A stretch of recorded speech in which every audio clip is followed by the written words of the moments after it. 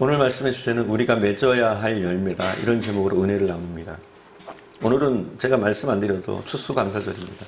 아마 강대상만 봐도 아실 거예요. 아, 오늘이 추수감사절이구나, 이렇게 아실 겁니다. 그래서 오늘 열매에 대해서 제가 좀 말씀을 드리려고 합니다. 저희가 읽었던 본문 요한복음 15장 1절에 보면 이런 말씀이 있어요. 나는 참 포도나무다, 이런 말씀이 있어요.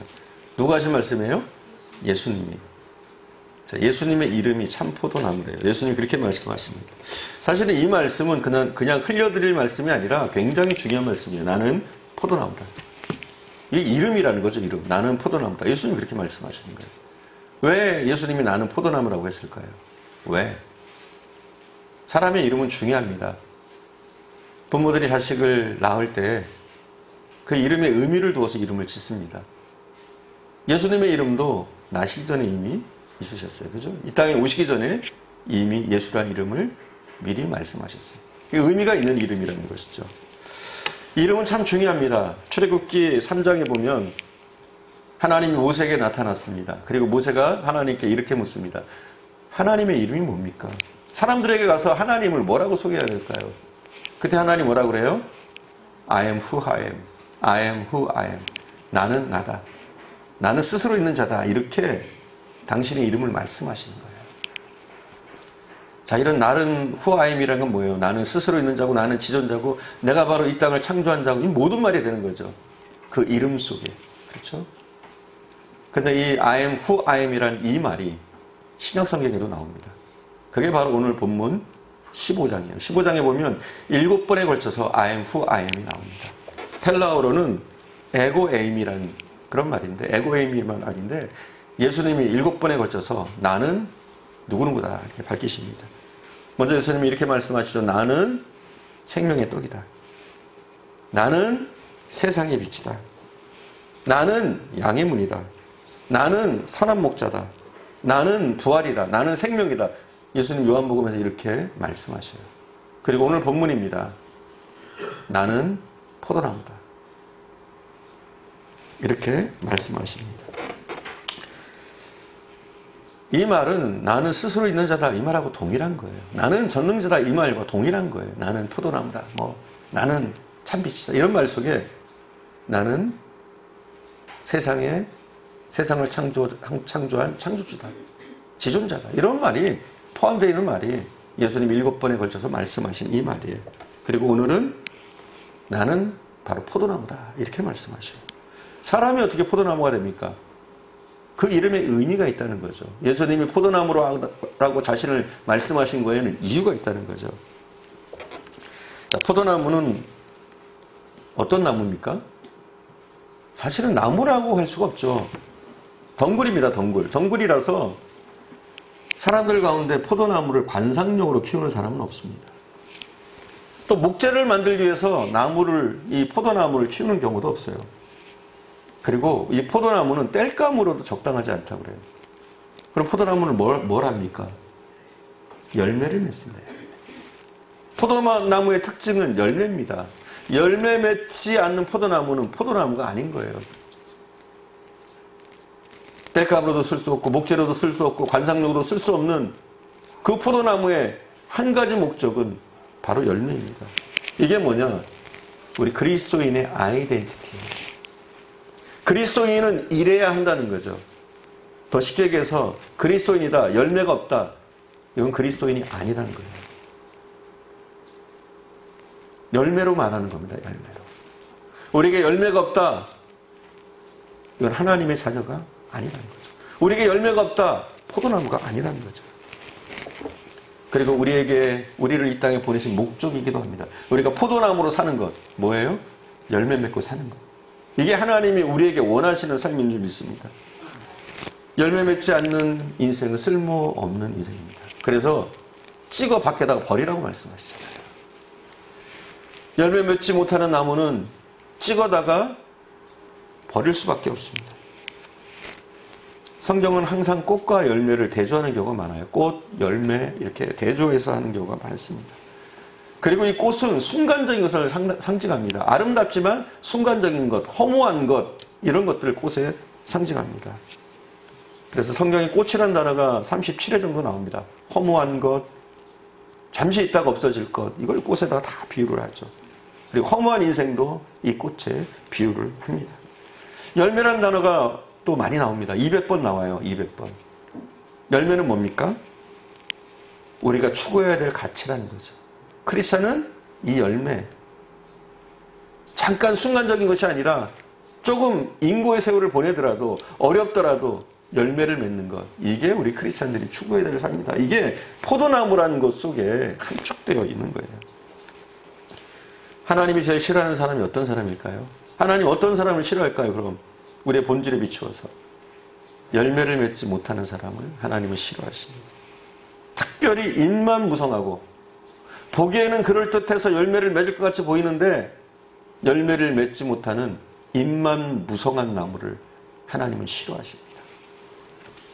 사회적인 명성도 근사합니다. 그러나 열매가 없습니다. 받은 은혜도 참 많은데 열매가 없습니다. 겉만 번지를 하고 열매가 없는 삶, 이것이 하나님이 가장 싫어하시는 삶입니다. 하나님은 열매 없는 사람을 싫어하십니다. 자, 그럼 어떻게 하면 열매를 맺을 수 있어요? 여러분, 하나님 우리가 열매 맺기 원하시는데 어떻게 하면 우리가 열매를 맺을 수 있습니까? 열매를 맺을 수 있는 비결은 뭡니까? 사과나무가 되면 사과가 열립니다. 그죠? 배나무가 되면 배가 열립니다. 포도나무가 되면 포도나무가 열리는 거예요. 좋은 열매는 먼저 좋은 나무가 되면 돼요. 근데 오늘 본문에 보니까 예수님이 우리에게 굉장히 큰 위로의 말씀을 하세요. 뭐라고 그러냐?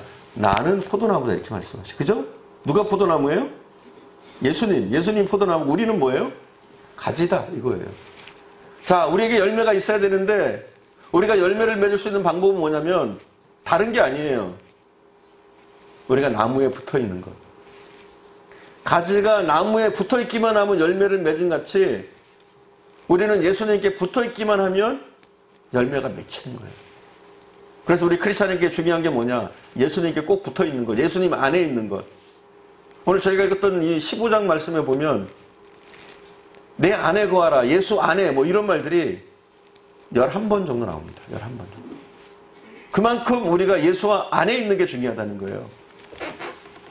포도나무가 포도나무를 맺고 배나무가 배를 열매 맺는 것처럼 우리는 예수 곁에 붙어 있으면, 예수님께 붙어 있기만 하면 우리는 예수님을 통한 열매들이 열린다는 거예요. 우리의 인생이란 것, 우리 크리스찬의 인생이란 것은 예수를 빼면 남는 게 없는 게 우리 크리스찬이에요. 예수 빼면 험해져 버리는 게 우리의 삶이라는 거죠. 비록 내가 가진 것이 없어도, 내 능력이 부족해도, 내가 할 수 있는 것은 별로 없어도 내가 예수 안에 꼭 붙어 있기만 하면 나의 삶은 성공적인 삶이라고 할 수가 있습니다. 우리가 인생을 살면서 가질 때도 있고 못 가질 때도 있어요. 그건 크리스찬에게 중요한 게 아니에요, 사실은. 뭘 가지고 있고 뭘 잊고 이게 아니라 우리의 삶에서 가장 핵심으로 추구해야 될 가치는 뭐냐? 예수 안에 붙어 있는 거예요. 그럼 뭐가 열립니까? 예수님을 인한 풍성한 열매들이 우리의 삶에 맺히는 거예요. 우리가 사랑한다는 것, 우리가 용서한다는 것, 우리가 다른 사람과 화평을 누리고 산다는 것, 이것은 내가 할 수 있는 게 아니에요. 오직 내가 예수 안에 붙어 있을 때 이런 열매들이 우리의 삶에 맺히는 거예요. 우리가 교회에 헌신하고 또 하나님의 일에 충성할 수 있는 것, 이것도 마찬가지입니다. 우리가 할 수 있는 게 아니에요. 우리가 하는 건 한계가 있어요. 하지만 예수 안에 붙어 있을 때 우리는 온전한 헌신과 충성을 할 수 있는 줄 믿습니다. 내가 예수나무가 되면 예수의 열매가 맺힙니다. 내가 성령나무가 되면 성령의 열매가 내게 맺히는 거예요. 내가 좋은 나무가 되면 좋은 열매가 맺히게 되어 있습니다. 다시 한번 묻겠습니다. 어떻게 하면 우리가 좋은 열매를 맺습니까? 예, 그래요. 내 안에 거하라. 예수 안에 붙어 있으면 돼요. 요한복음 15장이 계속 반복되고 있는 안에 거한다. 안에 거한다. 계속적으로 나오고 있습니다. 우리가 예수 안에 거하면 됩니다. 성령이 나를 지배하시면 됩니다. 그 안에 있으면 우리 가운데 열매는 저절로 맺혀집니다. 자, 우리의 신앙생활이 궁극적으로 뭘까요? 내가 몸부림치고 내가 노력하고 내가 애써서 열매 맺는 게 신앙생활이 아니에요. 우리는 그걸 착각하면 안 돼요. 내가 노력하고 내 열심, 내가 애써서 열매 맺는다. 이게 아니에요, 우리는.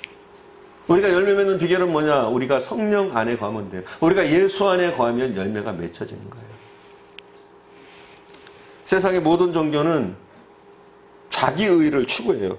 내가 애를 써서 열매를 맺고 그 열매를 통해서 내가 좋은 데 간다, 평가받는다 생각해요. 하지만 우리 크리스찬은 그게 아니에요.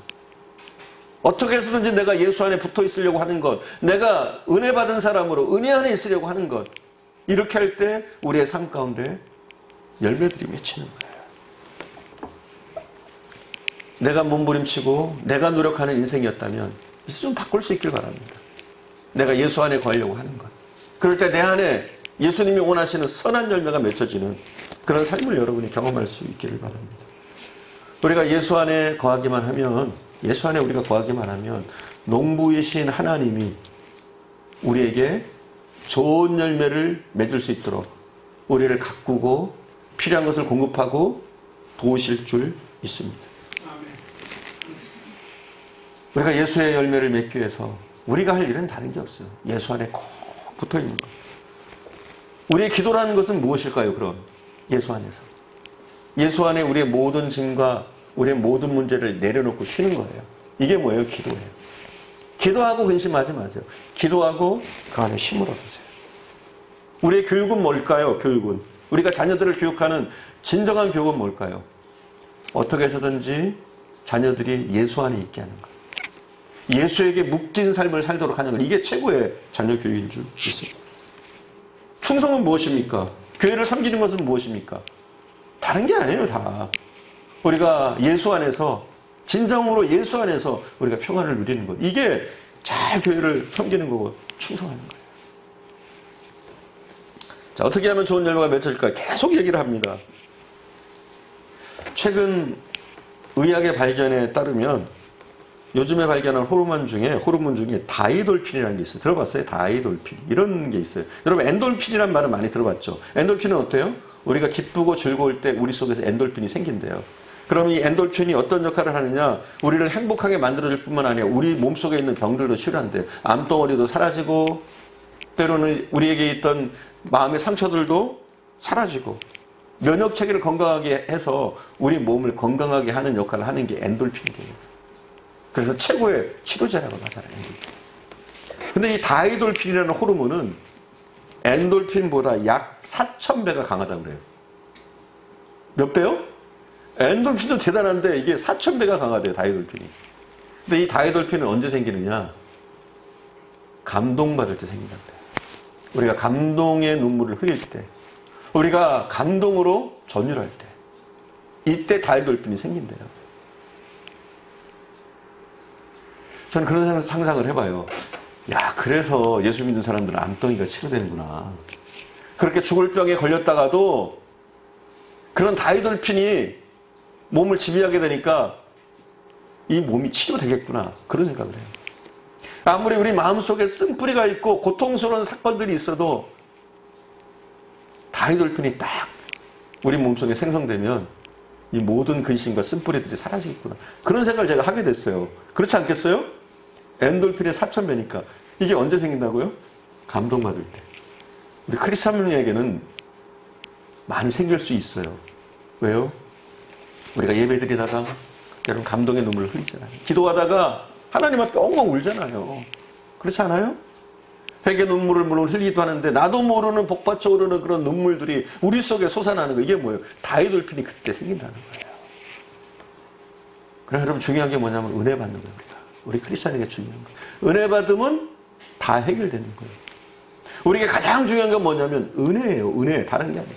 이것저것 찾으려고 하지 말고 우리가 은혜에 푹 파묻히고 은혜 받으려고 하면 우리 속에 있는 모든 근심과 아픔과 질병까지도 사라질 수 있다는 거예요. 이 다이돌핀을 보면. 은혜 받는 게 중요합니다. 그래서 우리가 예배로 나오는 게 중요해요. 우리가 하나님 앞에 진실된 기도를 하는 것이 중요해요. 그리고 찬양하는 게 중요해요. 그러다가 그 찬양에 전율해서 그 기도에 감동해서 우리가 눈물이 쭉 흐르고 우리 가슴이 후련해질 때 그때 뭐예요? 다해돌핀이 우리 몸속에 쫙 퍼지는 거예요. 그래서 우리 질병들이 사라지고 우리의 근심들이 떠나가는 그런 역사들이 일어나는 거죠.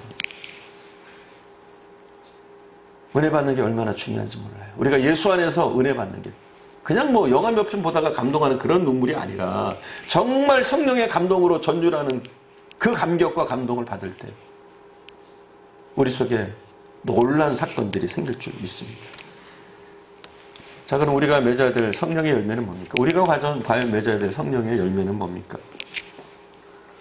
갈라디아서 5장 22절 23절에 보면 나오는데 우리가 함께 다시 한번 갈라디아서 5장 22절 23절 함께 보겠습니다.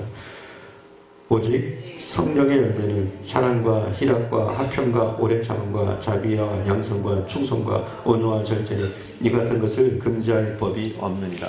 아마 이 구절은 외우는 분들도 상당히 많을 거예요. 자, 우리가 맺어야 될 성령의 열매는 뭡니까? 분명히 앞에서 언급했습니다. 우리가 열매 맺기 위해서 해야 될 건 뭐예요? 예수 안에 있는 것, 은혜 받는 것, 이게 중요하다는 거예요. 우리가 좋은 열매 맺는 건 다른 게 아니에요. 우리의 힘, 우리의 노력으로 되는 것이 아니라 우리가 은혜 받으면 돼요. 예수 안에 있으면 돼요. 우리가 예배를 소중히 여기고 하나님과 깊은 교제의 기도를 하고 그리고 하나님께 찬양으로 감동을 드릴 때 그리고 내가 감동받을 때 내 안에 전율 같은 전기 같은 감동이 임할 때 그때 우리의 문제들이 해결되어지는 줄 믿습니다. 자, 성령의 열매들은 뭡니까? 맺어야 될 열매들은 9가지 열매를 이야기를 하고 있어요. 첫 번째 열매가 뭐냐? 사랑이래요. 사랑. 사랑만큼 중요한 게 있겠어요? 이건 사랑은 성경 전체를 통해서 우리 크리스찬에게 가장 중요하다.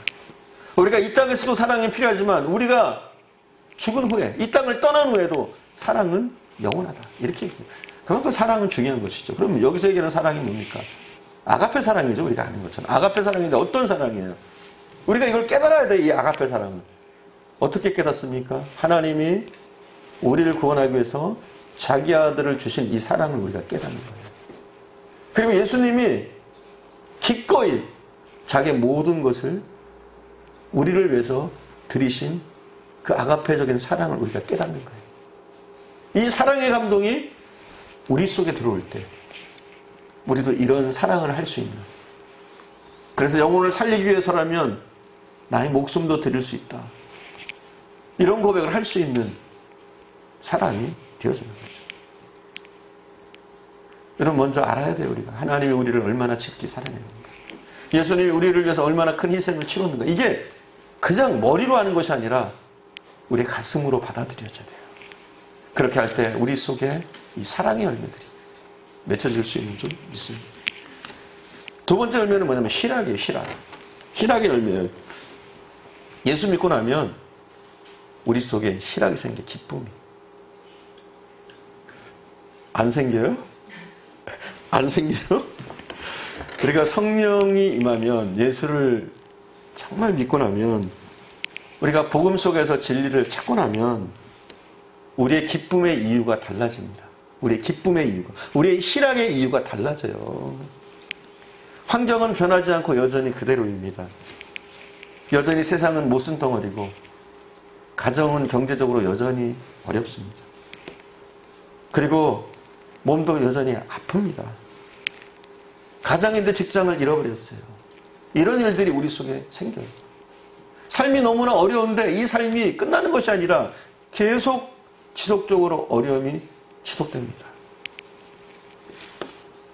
억울한 누명을 썼습니다. 근데 이것조차도 해결되지 않습니다. 도무지 기뻐할 수 없는 상황인데 기뻐할 수 있게 되는 것, 이게 뭐예요? 희락이라는 거예요. 여러분, 기뻐하세요? 이 열매가 있어야 돼요. 우리 속에. 도저히 기뻐할 수 없는 사건인데, 상황인데, 그럼에도 불구하고 내 안에는 여전히 기쁨이 존재하는 것, 이게 뭐예요? 열매예요. 열매. 크리스찬이. 자, 여러분에게 이런 열매가 있습니까? 굉장히 혹독한 상황인데, 어려운 상황인데, 큰 시험을 만났는데 그래도 내 안에는 여전히 꺼지지 않는 희락이 있다. 이게 뭐면 우리 크리스찬의 열매 가운데 하나라는 거예요. 세 번째 열매는 뭐냐? 화평의 열매죠. 화평의 열매. 알래스카에 있는 에스키모들은 이 화평이란 말을 이렇게 쓴다고 그래요. 원수와 화해하는 것. 이게 뭐예요? 화평. 참 좋은 말 같아요. 화평. 그렇습니다. 우리 크리스찬이 가져야 될 이 화평의 열매는 뭐냐면, 내가 가면 분쟁이 해결되는 거예요. 내가 가면 싸움이 끝나는 거예요. 내가 가면 서로 반목하고 원수처럼 굴었던 사람들이 서로 화해를 하는 거예요. 이게 뭐예요? 화평의 사람. 우리가 맺어야 될 화평의 열매예요. 자, 여러분이 그렇습니까?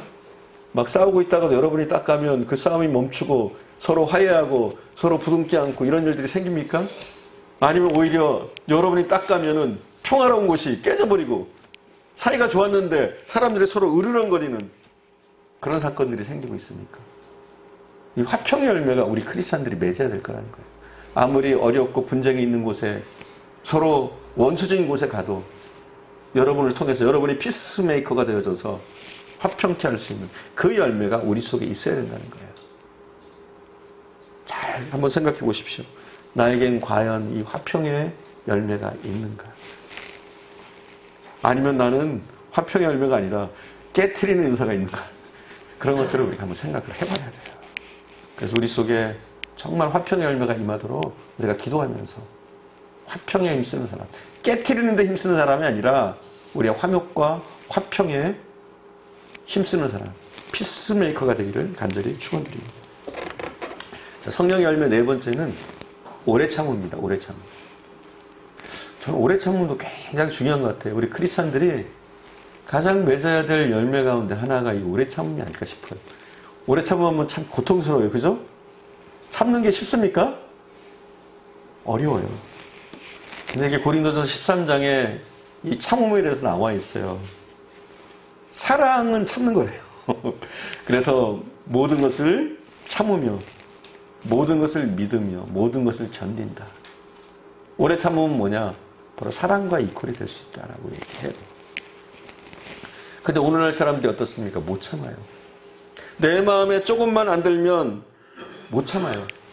내가 조금만 살기 어려우면 못 참아요. 이게 오늘날 우리의 모습이에요. 걸핏하면 불평하고 불만 삼고 누군가를 원망하는, 이게 뭐예요? 오늘날 우리의 품성이에요. 우리의 모습이에요. 그러나 하나님께서는 우리 크리스찬들이 이런 모습을 다 던져버리고 오래 참음의 열매들을 맺기를 원했습니다.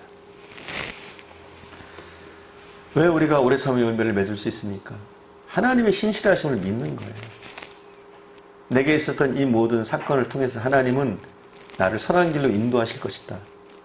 이런 우리가 하나님에 대한 확고한 신뢰, 이것이 있으면 우리가 오래 참을 수 있습니다. 견뎌낼 수가 있습니다. 로마서 8장 28절은 이렇게 얘기해요. 하나님을 사랑하는 자, 곧 그의 뜻대로 부르심을 입은 자들에게는 모든 것이 합력하여 선을 이루는다. 뭐가 합력하여 선을 이루어요? 모든 것이. 이걸 믿는 거예요, 우리는. 내게 고통이 있고 어려운 일이 있고 아니 기쁜 일이 있다고 할지라도 이게 중요한 것이 아니라 분명 하나님은 나를 선한 길로 인도하고 나를 통해서 선하신 일을 이룰 것이라는 하나님의 신실하심을 믿는 것, 이렇게 하면 우리가 오래 참을 수가 있는 거예요. 요셉이 형들에게 모진 고통을 당합니다. 어마어마한 고통을 당했죠, 사실은. 그런데 그 요셉이 나중에 형들한테 이런 얘기를 합니다. 뭐라고 하느냐? 하나님은 그것을 선으로 바꾸셨다. 이렇게 얘기합니다. 뭐라고 그래요? 그 모진 고통과 그 수모와 형들이 빠뜨린 그 함정들이 뭐예요? 하나님은 모든 것이 선하게 되도록 하셨다는 거예요. 할렐루야? 우리가 그걸 믿는 거예요.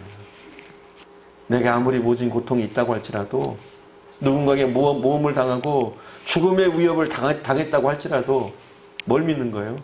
하나님의 신실하심, 하나님의 선하심을 믿는 거예요. 이 모든 일을 어떻게 하셨다? 선하게 바꿔주셨다. 이걸 믿는 거예요. 할렐루야. 하나님 모든 상황을 선하게 바꿔주실 겁니다. 오히려 지금 겪는 고통들이 하나님이 나에게 복 주시려고 이런 고통들을 주셨구나. 나에게 있는 이 시험이 하나님이 나를 이렇게 쓰시려고, 이렇게 복 주시려고 나를 부르셨구나. 이런 고백을 할 수 있는 날이 있을 줄 믿습니다. 그걸 믿고 우리는 참는 거예요. 오래 참는 거예요. 견뎌내는 거예요. 이게 뭡니까? 오래 참음의 열매입니다. 다섯 번째 열매는 자비입니다. 자비. 자비의 열매예요. 자비의 열매. 이 자비의 열매는 쉽게 얘기하면 이렇게 생각하면 돼요. 지극히 작은 자에게 베푸는 친절. 그리고 내가 그 사람은 나에게 갚을 길이 없는데 그 사람에게 베푸는 친절. 이게 뭐예요? 자비예요. 자비. 뭘 대가를 바라지 않고 그냥 그 사람에게 베푸는 거. 이게 자비란 말이에요. 여섯 번째 열매는 양선입니다. 양선. 양성은 뭐냐? 누군가에게 실질적인 도움을 주는 거예요. 실질적인 친절을 베푸는 것. 복음이 필요한 자에게 복음을 주고 가서, 배고픈 자에게 먹을 것을 공급해주고, 외로워하는 자에게 찾아가서 옆에 있어주고 말벗이 되어주는 것. 실질적인 도움을 구체적으로 주는 것. 이게 뭐예요? 양선이라는 거죠. 그래서 우리 크리스찬에게 이런 열매가 있어야 된다는 거예요. 누군가에게 실질적인 도움, 꼭 필요한 도움을 내가 서슴없이 줄 수 있는 것. 이게 우리 크리스찬들이 맺어야 될 열매라는 거예요. 일곱 번째 열매는 뭐냐? 충성입니다. 충성. 충성이 뭘까요, 여러분? 이 달란트에 비유해 보면 이 충성이란 말이 나와요. 마태복음 25장 21절에 보면 주인이 이렇게 얘기합니다. 주인이 이르되 잘하였도다 착하고 충성된 종아, 내가 적은 일에 충성하였으며 내가 많은 것을 내게 맡기리니 내 주인의 즐거움에 참여할지어다. 충성이 뭐예요? 착한 거래요. 성경은 그렇게 얘기하고 있어요. 착하고 충성된 종이라고 했어요. 그리고 이 착하고 충성된 종이라는 종은 착하고 충성된 종이란 이 말은, 이 칭찬은 어떤 사람에게 들려진 겁니까? 지극히 작은 일에 충성하는 거죠. 하찮아 보이는데, 별것 아니어 보이는데, 별일 아니어 보이는데 그 일에 충성하는 거예요. 자기에게 맡겨진 일이라면, 자기에게 주어진 일이라면 그것이 작든 크든 거기에 최선을 다하는 것. 이게 뭐예요? 충성이라는 거예요. 그리고 이 충성은 착함과 연결이 된다는 거예요. 한번 맡은 것은 끝까지 해내는 겁니다. 자, 내가 직분을 맡았습니다. 셀리더가 됐습니다. 끝까지 해내는 거예요. 어떻게 됐건. 이게 뭐예요? 착하고 충성된 종이라는 거죠. 내가 찬양단을 시작했습니다. 끝까지 해내는 거예요, 이게. 무슨 일이 있어도 누가 볼 때는 이게 하찮아 보일 수 있지만 해내는 거예요. 내가 식당 공사를 맡았습니다. 해내는 거예요. 청소를 맡았어요. 하찮은 일이지만 이 일들을 끝까지 해내는 거. 이게 뭐예요? 이게 충성이라는 거. 충성. 지극히 작은 일이지만 끝까지 해내는 것. 끝까지 내가 맡은 사역, 내가 맡은 일을 감당해내는 것. 자, 그러면은 이 착하고 충성된 종의 반대는 뭡니까? 충성의 반대는 뭡니까? 악하고 게으른 종이래요. 뭐가 악하대요? 게으른 게 악하대요. 게으름 피우는 것 자체가 악하대요. 이게 뭐예요? 게으른 게 충성의 반대말이래요. 게으름이 충성의 반대말. 악한 것과 충성의 반대말이 연결됩니다. 게으른 것의 반대가 충성입니다. 충성의 반대가 게으른 겁니다. 악하고 게으른 종의 특징은 뭡니까? 핑계가 많아요. 이런 핑계, 저런 핑계. 말도 안 되는 핑계들이 많습니다. 악하고 게으른 종은 말만 해요. 말이 많고 핑계가 많습니다. 나는 이래서 안 됐고, 주인이 그런 사람인 줄 몰랐기 때문에 내가 안 했고, 나는 주인을 이런 사람이라고 해서 나는 이랬다 저랬다. 핑계와 말이 많습니다. 이게 뭐예요? 악하고 게으른 종이에요. 그리고 이것이 충성의 반대말이에요. 과연 우리는 어떻습니까? 충성된 종입니까? 충성하고 있습니까? 작은 일이라도 한 번 맡겨졌으면 내가 끝까지 무슨 일이 있어도 감당하겠다. 이런 마음으로 잘 감당하고 있습니까? 이게 우리 크리스찬들이 맺어야 될 이 충성의 열매라는 거죠. 여덟 번째 열매는 온유입니다. 온유. 이 온유라는 말은 이 기독교인의 파라독스입니다. 파라독스. 기독교에는 파라독스가 참 많이 나오는데 이런 말씀들이 있죠. 살고자 하느냐? 네가 먼저 죽어라. 높아지고자 하느냐? 네가 먼저 낮아져라. 강하고자 하느냐? 오히려 네가 먼저 온유해져라. 이게 뭐예요? 성경이 얘기하고 있는 파라독스입니다. 성경은 부드러운 것이 강함이라고 얘기합니다. 근데 세상이 그렇습니까? 부드러운 것이 강합니까? 생태계가 그렇습니까? 아니에요. 생태계 원리는 약육강식입니다. 강한 것만 살아남습니다. 강자만 생존 경쟁에서 이길 수 있습니다. 하지만 성경은 뭐라고 그래요? 온유함이 이긴다 이렇게 얘기해요. 우리 크리스찬이 맺어야 될 게 이 온유의 열매. 온유. 온유함이 이긴다는 거예요. 성경이 얘기하고 있는 거예요. 온유함이 세상을 이긴다. 온유한 사람이 땅을 차지하게 될 것이다 이렇게 얘기합니다. 그런데 우리는 뭐라고 그래요? 콧방귀 낍니다. 온유하면 지지. 온유하면 당하지. 온유하면 맨날 치지. 근데 그게 아니라는 거죠. 약육강식의 세계도 그게 아니더라는 거죠. 여러분 사자, 호랑이 어디 가야 볼 수 있습니까? 동물원이나 가야 봐요. 근데 온순한 동물, 개, 고양이는 어디서 봅니까? 여러분 안방을 차지하고 있죠. 온유한 자가 땅을 차지하는 거예요. 온유한 자가. 온유한 자가 결국은 이기는 거예요, 여러분. 아십니까? 온유한 자가. 이게 크리스찬이 세상을 이길 수 있는 방법이에요. 우리가 독한 것으로, 우리가 강한 것으로 세상을 이기는 것이 아니라 우리의 온유함과 우리의 그 품격으로, 품성으로 이 땅을 이겨나가는 겁니다. 사자와 호랑이가 결국 이 땅을 지배하는 게 아니에요. 오히려 온유한 동물이 이 땅을 정복하더란 말이죠. 우리의 안방까지 차지하더란 말이죠. 우리 크리스찬들은 그래요. 이 온유의 품성들을 가져야 돼요. 될 수만 있다면 우리가 성령 안에서 우리의 성질을 좀 죽이고 온유한 사람으로 기도하면서 우리가 이렇게 돼야 될 줄 믿습니다. 성령의 사람은 일단 얼굴이 좀 부드러워야 돼요. 인상 좀 쓰지 마세요. 얼굴이 일단 부드러워야 되고 그리고 우리의 언어가 부드러워야 돼요. 할 수만 있다면. 우리 얼굴이 부드럽고 언어가 부드러워야 돼요. 그리고 사고방식도 경직되어 있는 것이 아니라 좀 유연해야 돼요. 한 가지 틀에 우리 크리스찬은 매이면 안 돼요. 그러니까 흑백 논리에 매여가지고 내 것만 주장하는 사람이 돼서는 안 돼요. 다른 사람의 의견도 들을 줄 알고 다른 사람의 의견도 받아들일 수 있는 한쪽으로 치우친 부분이 없는 그런 모습이 되어져야 돼요. 그게 뭐예요? 온유의 모습인 거죠. 자, 한번 해봅시다. 얼굴이 온유해야 되고, 그렇죠? 그 다음에 언어가 온유해야 되고 좀 상고가 경직되지 않고 좀 유연할 수 있어야 돼요. 우리 크리스천들. 그게 뭐예요? 우리의 온유의 모습이에요. 이런 열매가 우리의 삶 가운데 맺혀질 수 있기를 바랍니다. 마지막 9번째 열매입니다. 절제 열매입니다. 이 절제 열매를 맨 마지막에 놨는데 왜 거기다 놨을까 저는 생각을 해봤어요. 그런데 이 절제 열매가 별거 아닌 것 같지만 우리 크리스천에게 굉장히 중요한 겁니다. 제일 처음의 열매가 뭐예요? 사랑. 그죠? 제일 끝이 뭐예요? 절제. 이게 별 필요가 없기 때문이 아니에요. 맨 끝과 뒤에 가장 중요한 걸 두는 거예요. 그만큼 우리에게 절제가 중요하다는 거예요. 크리스천에게. 자, 우리가 성령의 은사를 받았습니다. 근데 가장 중요한 게 뭔지 아세요? 아무리 우리가 대단한 은사를 받았어도 그 은사를 절제하고 컨트롤해서 사용할 수 있는 이 절제가 없으면 성령이 주신 은사라고 할지라도 이건 악하게 사용될 수가 있는 거예요.